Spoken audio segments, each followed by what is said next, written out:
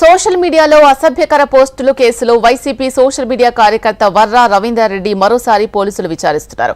Social media అసభ్యకర పోస్టుల కేసులో Varra November 8వ తేదీ నుంచి కడప సెంట్రల్ జైల్లో ఉన్నారు. ఇప్పటికే కస్టడీ పిటిషన్పై విచారించిన పోలీసులు మరోసారి 2 రోజుల కస్టడీకి కోరడంతో జిల్లా జడ్జి విచారణకు అనుమతించారు.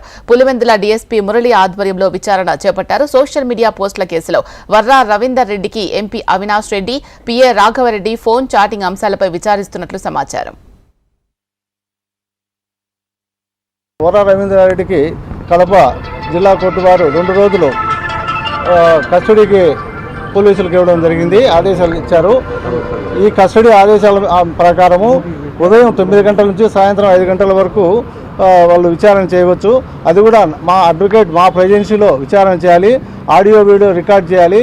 ప్రతిరోజు ఉదయము సాయంత్రం రెండు సార్లు వైద్య పరీక్షలు చేయాల్సి ఉంటుంది.